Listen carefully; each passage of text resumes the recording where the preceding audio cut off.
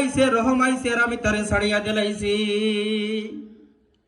নবী করিম সাল্লাল্লাহু আলাইহি সাল্লামে ফরমায়েন বলেন আবু হুরায়রা তুমি ছাড়িয়া দিলাইছো ঠিক আছে, তবে জানিয়া রাখো আগামী কালকেও এই সূরা আইব। বুঝরানি? আগামী খাইলো আইব। হযরত আবু হুরায়রা রাদিয়াল্লাহু তাআলা ফরমায়েন খাল যদি আইও তাহলে আর সূরা ছাড়া যাইতো না।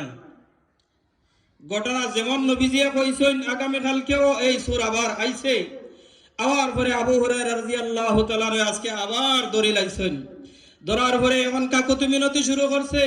আবু হুরায়রা রাদিয়াল্লাহু তাআলা ফরমায়েন না তোমারে ছাড়া যাইতো না। আল্লাহর নবী জনাবে মুহাম্মদ রাসূলুল্লাহ সাল্লাল্লাহু আলাইহি সাল্লামের সামনে যাওয়ার পরে তোমার ফয়সালা হইব। এখন সূরায় 2 দিন ছুটে গেছে না নেই? এখন আজকে চিন্তা করলো যে আজকে আবু হুরায়রা রাদিয়াল্লাহু তাআলার কাছে এগুলা কইলে আর খামাইতো না, তাহলে আবু হুরায়রা রাদিয়াল্লাহু তাআলা নতুন করে আমি একটা অফার দেই।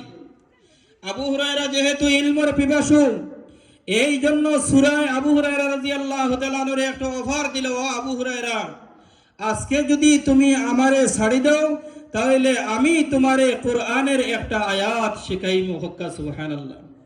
সূরা কিতাই কাইতো আবু হুরায়রারে কোরআন শিখাইতো।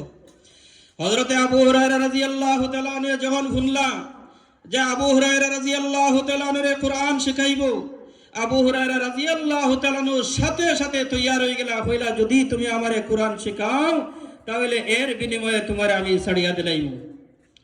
ও উঠিয়া কইল, ও আবু হুরায়রা কোরআনে কারীমের মধ্যে একটা আয়াত আছে, আয়াতুল কুরসি, আল্লাহু লা ইলাহা ইল্লা হুয়াল হাইয়ুল কাইয়্যুম লা তাখুযুহু সিনাতুন ওয়ালা নাওম লাহু মা ফিস সামাওয়াতি ওয়া মা ফিল আরদ মান যাল্লাযী ইয়াশফা'ু 'ইনদাহু ইল্লা বিইذনি ইয়া'লামু মা বাইনা আইদিহিম ওয়া মা খালফাহুম ওয়া লা ইউহীতুনা বিশাইইন মিন 'ইলমিহি ইল্লা বিমা শা'a ওয়াসি'a কুরসিয়্যুহুস সামাওয়াতি ওয়াল আরদ ওয়ালা ইয়াউদুহু হিফযুহুমা ওয়া হুয়াল আলিয়্যুল আযীম।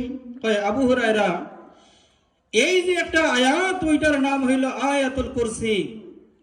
কোন বান্দায় যদি রাত্রের বেলায় ওই আয়াতটা পড়িয়া ঘুমায়, তার গরের মধ্যে সুর আইতো না, ডাকাই দিত না, এমন কি তার গরের মধ্যে শয়তান পর্যন্ত আইয়া ঢুকতো না। হক্কা সুবহানাল্লাহ।